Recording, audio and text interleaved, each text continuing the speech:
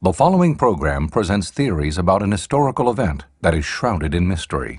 It contains archival footage, reenactments, and dramatizations, which invite you, the viewer, to draw your own conclusions. To the uninformed, this stark terrain, 100 miles north of Las Vegas, may look like any other patch of desert. But its rugged valleys conceal a military facility so secret, it is off limits to all but those with the highest security clearance. Known as Area 51, this is one of the most mysterious places on the face of the Earth. What they have out in the desert would make George Lucas envious. We have things out there that are literally out of this world. For decades, there has been a coordinated strategy among several federal agencies to deceive people about what the military is doing here. Until recently, the government even denied the existence of a base at Area 51. Not only did the people not know, the people's representatives didn't know, and the chance for abuses were very great. In the face of the government's silence, Area 51 has become fertile ground for fantastical lore, legend, and rumor. The hasty cover-ups, the shrouded trucks, the secret flights of cargo planes. This was exactly what you would do if a UFO had crashed and you wanted to keep that secret. First-hand accounts of the activities around and within the perimeter are scarce. Those few who have been inside are sworn to secrecy. We flew all over the United States. Nobody knew we were there. We didn't tell anybody. But in 1989, one man came forward with an amazing claim that he had worked inside Area 51, retro engineering an alien spacecraft. It had an absolute classic flying saucer in there. So like something out of a cartoon or a science fiction movie. Are flying saucers being tested in the Nevada desert? Or is the government's veil of secrecy hiding something else?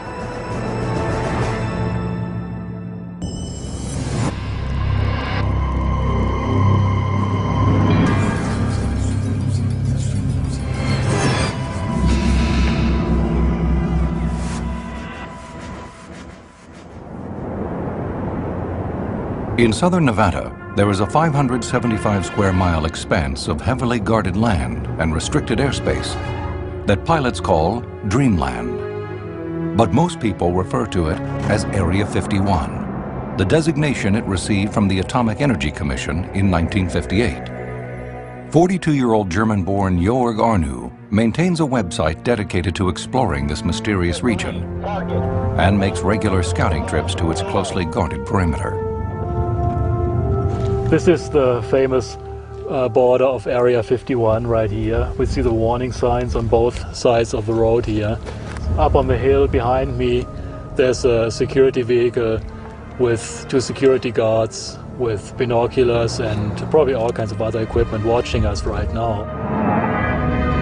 Since the late 1950s, numerous unidentified flying objects have been spotted in the skies above Area 51. See, that's a ship. The locals are used to hearing reports about such unexplained phenomena.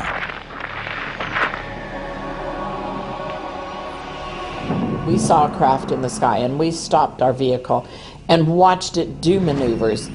It was doing zigzags, right, lefts, up. Oh, it was pretty crazy. Whatever is happening within Area 51, the government is committed to keeping it secret. They're authorized to shoot you. If they did, there isn't a law enforcement agency in the world that could go retrieve your body if you were in Area 51. You have no access to get in there. The propulsion system is really an amazing... But in 1989, a 30-year-old resident of Las Vegas named Bob Lazar claims to have pierced the veil of secrecy surrounding these flights. If they were United States craft, we wouldn't be going backward trying to find out how they were built if we had built them. Second of all... His story leads thousands of people to believe that something otherworldly is happening in the Nevada desert. When Bob Lazar emerged in public with his claims to have worked on reverse-engineered flying saucers, it began to draw UFO fans from around the world. Oh, yeah. It's floating. Yeah, it does. It looks like it's floating, but it's changing shape. And his legend became critical to the whole emerging folklore of Area 51. To this day, Lazar stands by his story. I am convinced this was an extraterrestrial craft. I verified how the equipment in it worked, and it was a technology that doesn't exist even today.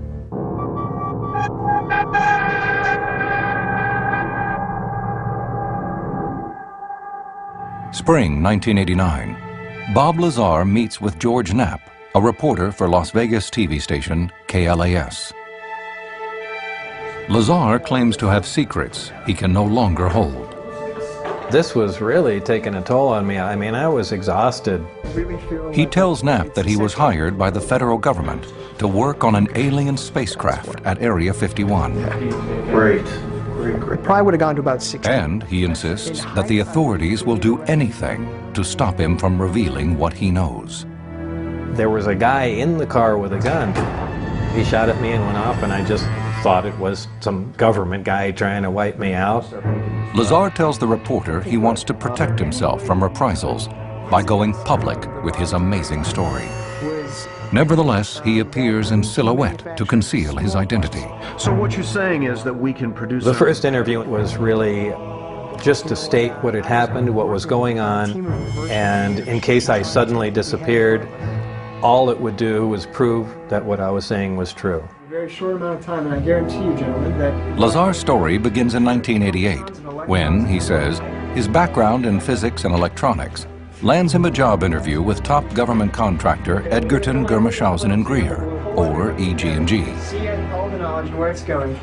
I was told there was an opening available for a new exotic field propulsion system, that I would be working in a remote area. It all sounded great to me. It's exactly what I wanted to get into. In December 1988, he is hired. On his first day of work, Lazar claims to have met a man named Dennis Mariani at the EG&G Special Projects Office at McCarran International Airport in Las Vegas. Dennis Mariani is kind of a military-looking guy. It always looks you in the eye and very hard-looking. I don't think the guy ever smiled.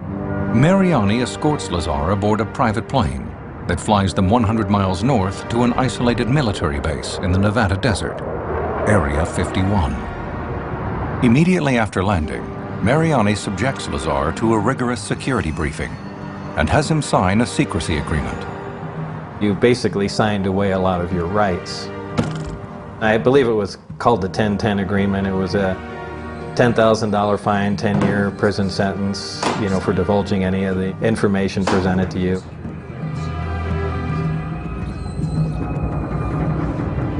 According to Lazar, he agrees to conditions he will later regret. He even gives up his right to a trial if he ever reveals anything about working at Area 51. After Lazar signs the document, he and Mariani board a bus with blacked out windows. The bus leaves Area 51 and drives, I'm guessing, 10 to 15 miles south on a dirt road. It was kind of exciting, because I thought, boy, we're leaving Area 51 in a bus with windows that I can't look out of, this must be really secret, and so I was fascinated. The bus finally stops at an installation called S4. Mariani explains that the site is a series of hidden hangars built into the landscape. It's extremely well camouflaged. Years later, Lazar will have a graphic artist create detailed renderings based on his own drawings of what he claims he saw at S4. There are hangar doors that are sand textured, and standing back maybe 300 or 400 feet, you really can't see them at all. It pretty much just looks like a continuation of the mountain. Mariani leads Lazar inside the tightly guarded facility. reaction if you're lucky. It was very much an oppressive military atmosphere. There was always somebody there on top of you, keeping an eye on you. They were virtually robots. They had no emotions. Not to imply that they were robots, but, you know, they acted like robots. Lazar says he is issued a security badge that authorizes his clearance through the, quote, U.S. Department of Naval Intelligence. Mariani then leads him to a secure briefing room. On the desk is a stack of blue folders. Is everything you'll need to know to begin working on it? Until I can... Lazar is allowed to review these files, alone.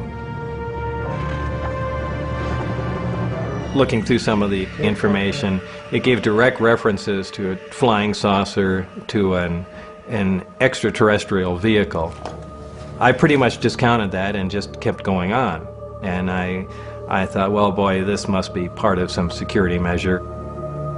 It could be a part of some big psychological test of some sort. So I glanced through everything and digested what I could. When Mariani takes him back to the hangar, Lazar claims he is confronted with an incredible sight. We walked into a hangar which was extremely large, and it had an absolute classic flying saucer in there. So like something out of a cartoon or a science fiction movie. It was sitting on its belly on the ground. And I went up and raised my hand to touch the metal on the craft and immediately got disciplined for that. Lazar assumes that the vehicle is an experimental aircraft designed to resemble something from outer space. You know, well, it's got a flying saucer shape. This explains why so many people see flying saucers, because we're trying to make an aircraft that way. So still nothing really hit my mind as far as being alien or anything along those lines. But Lazar says he revises that assumption when his job duties are explained to him. The basic aim of what we're doing here is to see if we can duplicate any of this material with substances found on Earth. Or, well, what do you mean with substances found on Earth? And then it began to validate some of what I had read, that this was in fact an alien craft. As he examines the saucer, Lazar becomes convinced that it is, in fact, of extraterrestrial origin.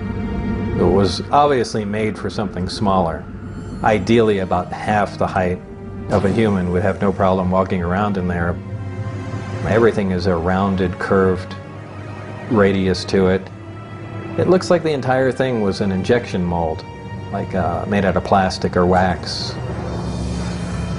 He says he is then told that the vehicle's propulsion system allows the pilot to traverse great distances instantaneously by manipulating time and space.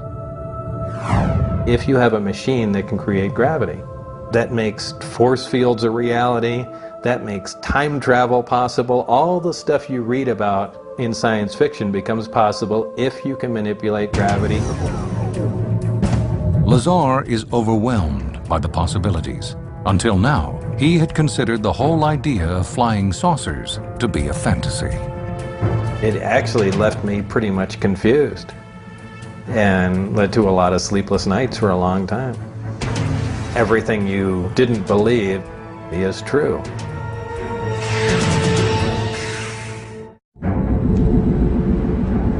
December 1988. According to Bob Lazar, he is employed at a top-secret military installation in the Nevada desert called Area 51. The Las Vegas resident is here, he asserts, to study an alien spaceship.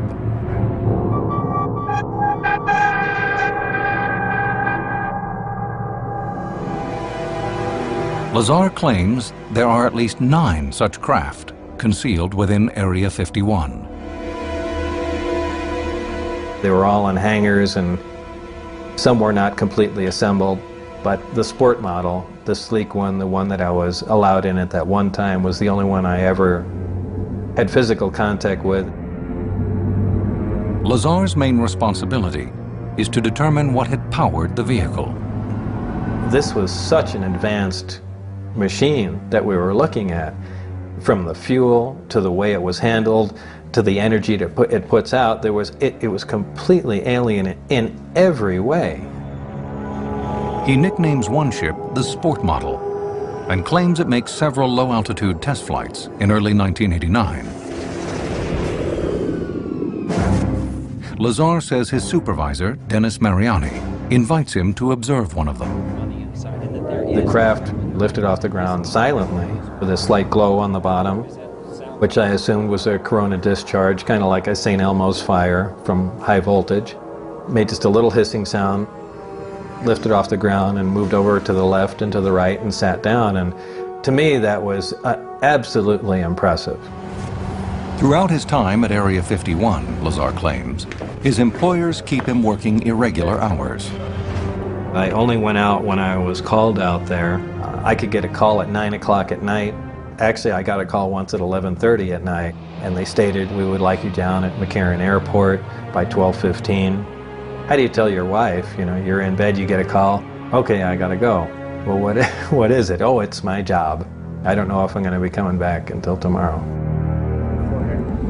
And then, By this point, Lazar says, he had worked at Area 51 for 4 months and felt he could no longer abide by his confidentiality agreement.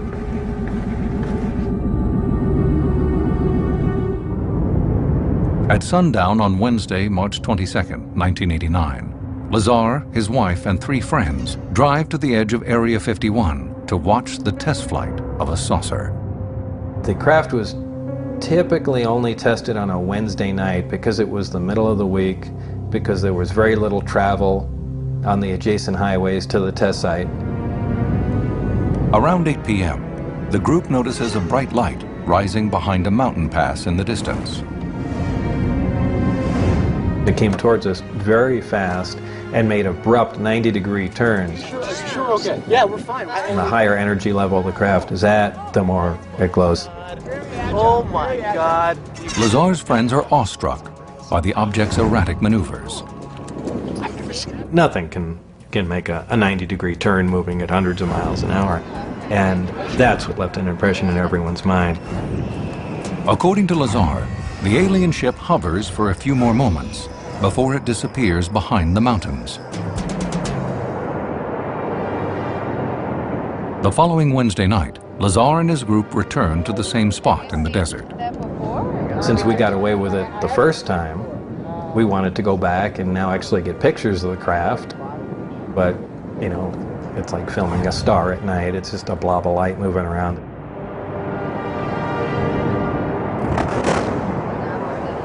One week later, they make a third nighttime foray to Area 51.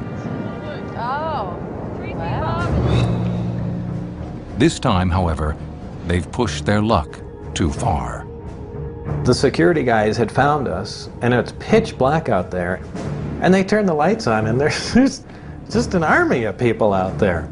It was quite incredible. The armed guards check their IDs and take their names before releasing them. As they leave, Lazar and his friends are pulled over by a Lincoln County Sheriff's deputy, who holds them for questioning. The next day, Lazar asserts, Dennis Mariani and Area 51 security agents threaten him. One of the first things they said was, you know, when we trusted you with this information, we didn't mean, you know, intend for you to tell everyone you know about it. The guard held an M16 directly in my face and, you know, wanted to impress upon me how serious they were about it. According to Lazar, he is released and his employment at Area 51 ends. From then on, he says, he becomes the victim of a relentless campaign of intimidation. I was driving down Charleston Boulevard in Las Vegas, and as I came to the freeway on-ramp, there was a car that kept trying to get alongside of me. I heard a gunshot, and it caught my attention, and there was a guy in the car with a gun. Well, I went straight, went off the end, and stopped in the dirt. I was really just paralyzed in the car. I was holding the steering wheel, and I thought he was coming up alongside of me, and there was just nothing I can do. It is at this point that Lazar decides to take his story to the public. In an interview with KLAS TV reporter George Knapp. In May of 1989, he appears in silhouette on the 5 o'clock local news. I did go on the air and basically say some of the stuff that I had seen. Right after the interview, I get a call from Dennis Mariani at home, and he said, "Do you have any idea what we're going to do to you now?"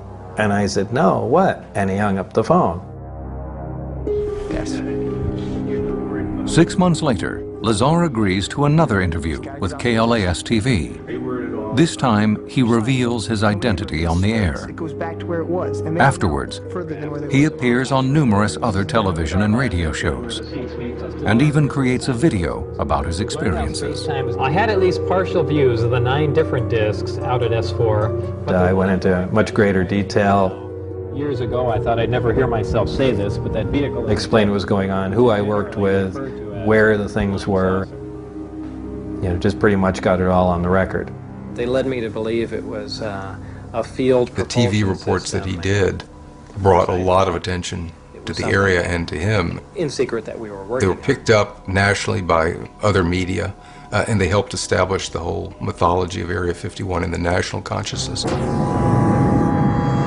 Soon, people from across the country flocked to the Nevada desert, hoping to glimpse the mysterious lights of an alien spacecraft. I watched a craft with my niece one night for 20 minutes do really, really strange maneuvers. I know there's strange activity that goes on out here. It was actually the second time when I saw the craft, when I got to enter it. In November 1989, Bob Lazar makes an astonishing claim on a Las Vegas television news program. He says that he worked on alien spacecraft at a super-secret military base called Area 51. Lazar is not the first to describe extraordinary events at a facility the government denies even exists. Rumors about UFO sightings in the Nevada desert had been heard for decades. But Lazar is the first to maintain that he had actually worked on alien technology. He seems to have little reason to lie. I don't know anything about aliens or abductions or crop circles or any of that, but I do know this craft came from somewhere else. Lazar looked like he could have been what he said, which was a sort of nerdy engineer who worked for government high-tech research programs. The materials that were in use, completely alien to us, pardon the pun. And he seemed to be radiating this sense of conviction. Almost all UFO stories can usually tell in about 5 seconds that the person is nuts. What was interesting in Lazar, really, it was a compellingly well-told story. In the world of UFO fans, Lazar becomes an overnight sensation. Bob's coming out, so to speak, just lit a fire under every UFO nut and enthusiast in the world. I mean, there were busloads of people coming in there. At the edge of Area 51, the town of Rachel, Nevada becomes the jumping-off spot for the curious. Rachel is an obscure little community in the middle of absolute nowhere. Really became the center of the universe for people interested in Area 51 and in UFOs. Everybody in the country and the world right now knows about what's going on out here. UFO buffs are not the only ones who make pilgrimages to watch the desert skies. Aviation enthusiasts, including a group of amateur plane spotters called the Interceptors, are also intrigued by Lazar's story.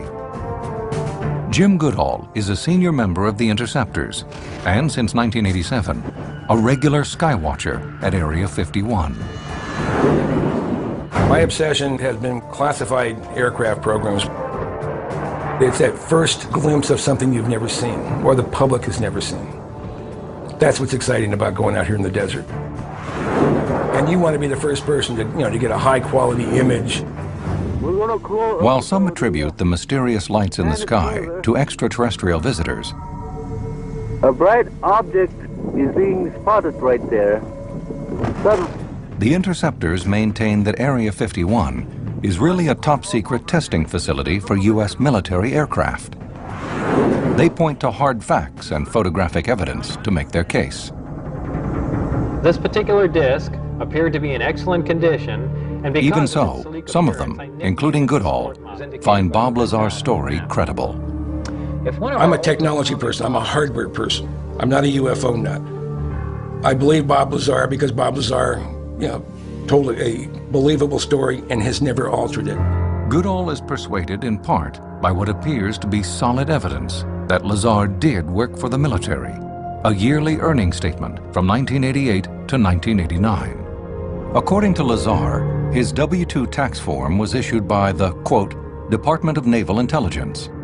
There is, however, no such known department of government. In 1990, during Operation Desert Shield, Goodall is on active duty in Washington, D.C. with the Minnesota Air National Guard. He decides to check on the validity of Lazar's W-2 form and goes to the Navy's investigative office in the Pentagon. I went into the Department of Naval Investigation in the Pentagon, and I said, I'd like a verification of where this location is. It's a classified zip code. And the Navy officer said, just a minute, and made a phone call. He said, the Admiral would like to see you. Close the door, Sergeant. So I go into this Admiral's office, and he said, Sergeant, if you ever come in this office again with something like this, I'll have you court-martialed. Now get out of my office and get out of there now. Do you like that? If his W-2 was phony, why did this Admiral have a hissy fit over it? Lazar's supporters claim that the so-called Department of Naval Intelligence, in keeping with the secrecy of Area 51, is a covert organization. As such, its existence has been kept from the general public, and even the U.S. Congress.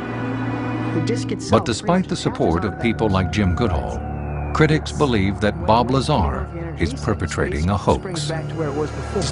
In particular, they cite the absence of any evidence to corroborate his story. He talks about what kind of UFOs he saw inside and so forth. How can you react to that? I just try to think about, for what he tells us that we can verify, I just haven't found anything. Skeptics scrutinize other claims made by Lazar.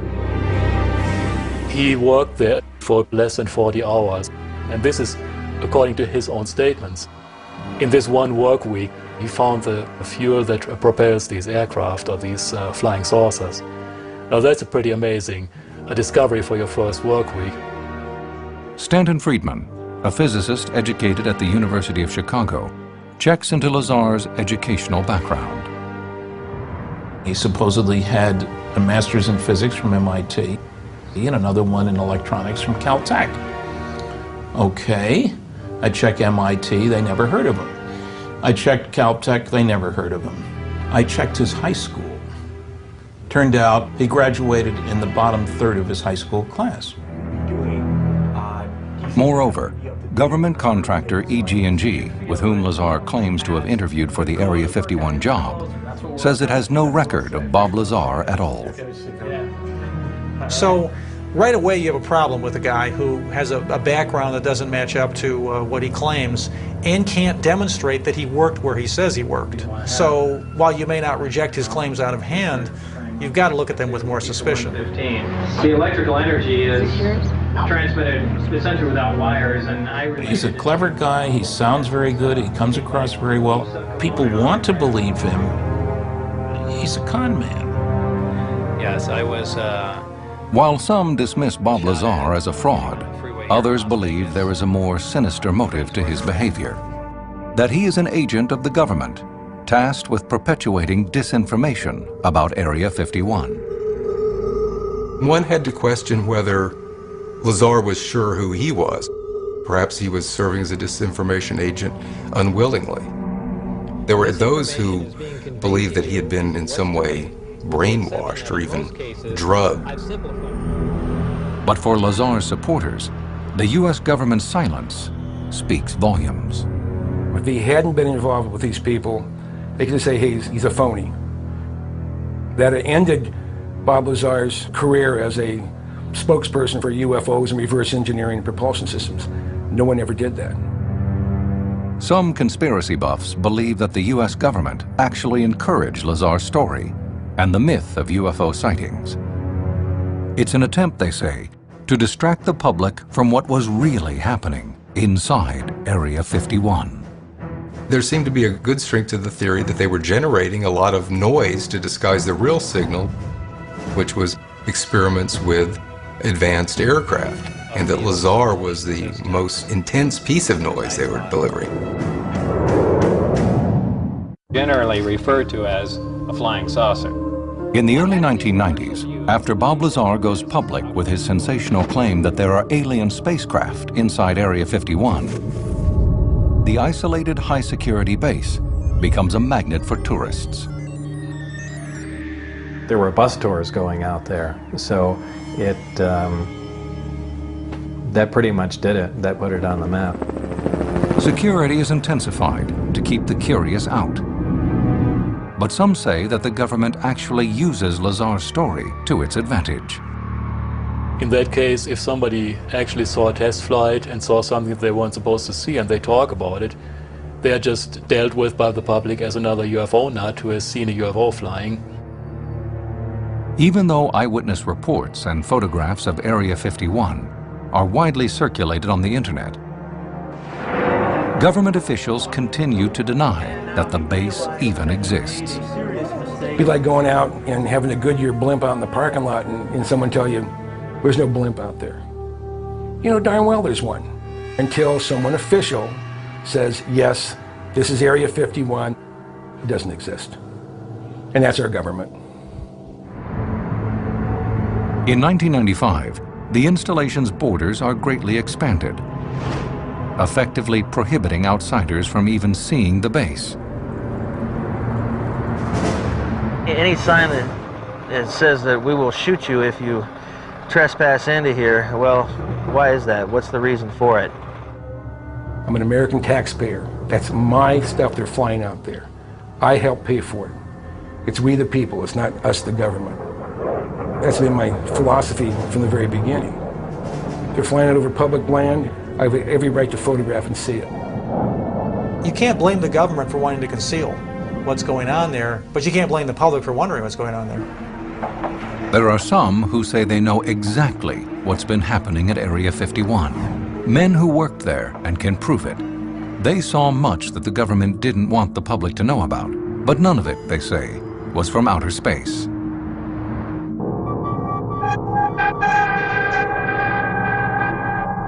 Supposedly, extraterrestrial something's happened over there.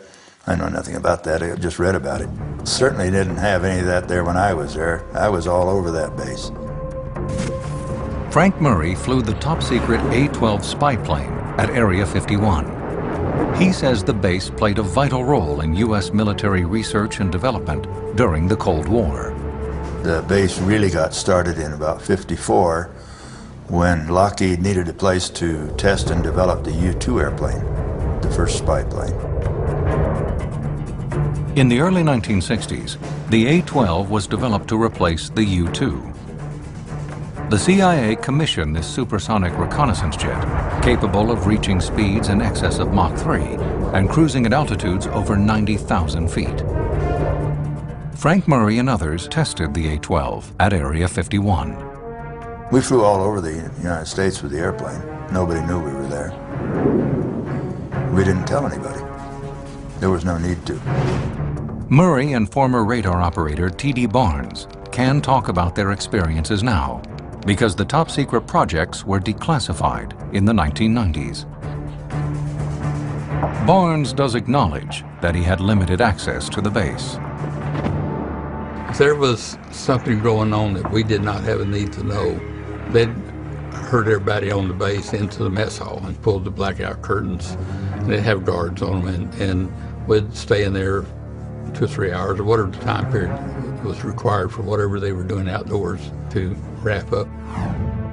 For the men assigned to Area 51, the intense secrecy permeated every aspect of their professional lives and even extended to their own families. Tell them nothing. Tell them just on a classified project, can't talk about it. And they never did know until the whole thing was over. Both Murray and Barnes say they saw no alien spacecraft during their time at Area 51. But they did observe their colleagues serving their country in a program so secret most Americans never knew of their heroism. We lost a lot of pilots, and I do not recall ever hearing a test pilot panic. As they hit the ground, they were still giving us scientific data. They're so trained. After Barnes and Murray left, other servicemen tested newer technology, like the F-117 stealth bomber in the late 1970s. Some say this plane could have been the real source of many UFO sightings at Area 51. The first time you see an F-117 head-on, it looks like a flying saucer. If F-117 flight tests sparked rumors of alien spacecraft over the Nevada desert, that may have been just fine with military authorities. Why give it away by saying, oh, there's another military test going on with a high-altitude aircraft? Much better to dismiss it all as just being so much UFO nonsense.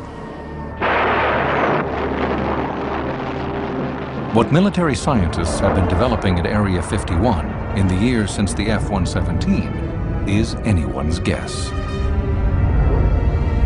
In the tense post-9/11 era, Area 51 is as impenetrable as ever.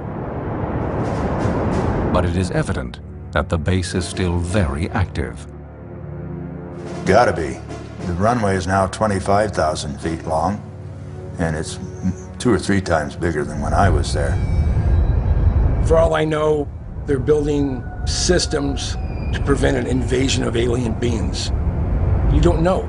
The technology doesn't sit still. So what are they up to? Jim Goodall says he once posed that very question to Ben Rich, a now deceased former vice president of the Lockheed Corporation. And he said, Jim, we have things out in the desert that are 50 years beyond what you can comprehend. If you've seen it on Star Trek or Star Wars or whatever science fiction movie you've seen, we've been there, done that. I said, can you expand upon that? He said, nope. Despite efforts to keep a tight lid on the activities at Area 51, officials are forced to publicly acknowledge the existence of the base for the first time when a lawsuit is filed in 1994 against the government. Allegations that hazardous chemicals had been improperly burned at the site leads critics to charge that the veil of secrecy is endangering the public safety. The whole existence of a toxic waste dump in Area 51 is a perfect metaphor for the toxicity of excessive secrecy and the dangers of secrecy. And secrecy, like any powerful chemical, is very useful stuff, and it's also very dangerous stuff. Until 1994, the U.S. government refused to acknowledge the existence of its super-secret base known as Area 51. But in August of that year, a lawsuit brought by former employees of the secret airbase forces the Department of Defense to change this policy. The suit claims that workers had been ordered to burn toxic byproducts of the stealth fighter program in open pits at the base, causing them serious illnesses and, in some cases, death. When they went to court, the government used every measure at its disposal to shut down the whole story. Government attorneys argue that publicly revealing any information about the case would threaten national security. But critics believe the security measures had gone too far. Here's a situation that has nothing directly to do, you'd say, with secrecy, with Black Project aircraft and so forth. Not only has the government not taken responsibility, they basically just quashed the case and will not release any information about what's going on there. Within a year, the government effectively stalls the suit. But the case does pressure the Pentagon to state that it in fact has an operating facility near Groom Lake, finally acknowledging the existence of Area 51. It just forced their hand. There was a point at which they, yes, we acknowledge that there is a facility here. They wouldn't say any more than that, but they at least, that was a change from not even acknowledging it was there.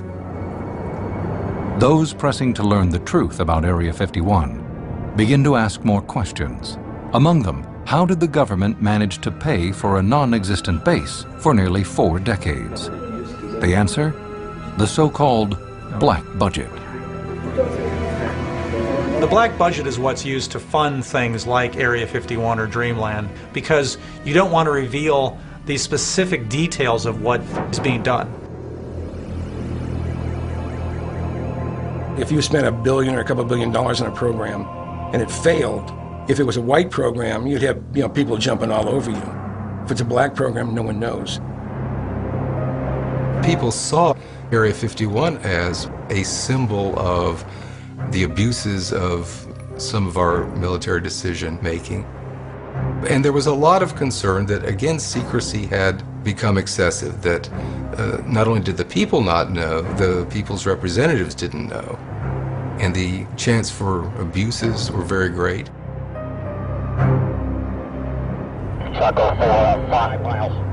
Activists like Yer Garnu regard themselves as public watchdogs, determined to limit the potential for such abuse. What we're trying to accomplish is keeping the powers somewhat honest in not abusing this secrecy.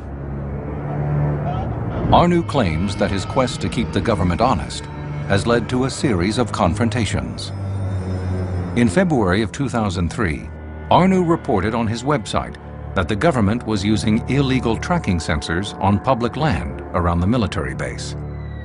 4 months later, Arnu claims he received a threatening phone call from the FBI. And they made it very clear that it was very serious, that bad things would happen to me if I wouldn't stop. But, he says, he refuses to give up monitoring the activities at Area 51. Bob Lazar stands by his tantalizing story that the government is hiding alien spacecraft at Area 51. We can't prove things one way or the other. He can't prove what he says he saw. I can't prove he didn't see it. Lazar asserts that the government has gone to great lengths to quash his story and discredit him, including erasing his name from all of his past employment and academic records. There was a concerted effort to eliminate me paperwork-wise, eliminate my background and everything else I did. And it just begins to sound like a conspiracy movie. Maybe things really are like that, but I don't know who pulls the strings. I don't know who even wrote my paycheck. Lazar insists that he is still working to provide proof of his claims. It is something I'm going to pursue. I have people that can verify everything. No ifs, ands, or buts. And I can't wait to prove it all. To date, Lazar has yet to produce such verification. The History Channel submitted a request to the Air Force for an interview regarding Area 51, but the request was denied. The Air Force maintains that all operations there are classified.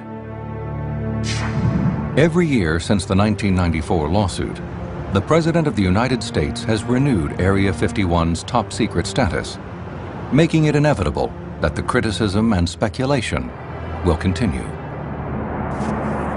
Certainly there are things there that have to be kept secret, but the idea of a total blackout of a certain place frightens a lot of citizens. For many, the questions remain. Does Area 51 represent the cutting edge of aviation engineering? Or is the source of its most innovative technology otherworldly? So as the years go on, we'll find out what some of these are, and it's what makes the place of increasing and constant interest. You never know what might come out of there. You know, it's the age-old question. We all want to know where we came from and what we're doing here. You know, some people view this almost as a religion, that if there is another life form out there running around, it's probably been out here longer than we are. Maybe Area 51 has answers to some of those questions. The preceding program presented theories about an historical event that is shrouded in mystery. It contained archival footage, reenactments, and dramatizations which invite you, the viewer, to draw your own conclusions.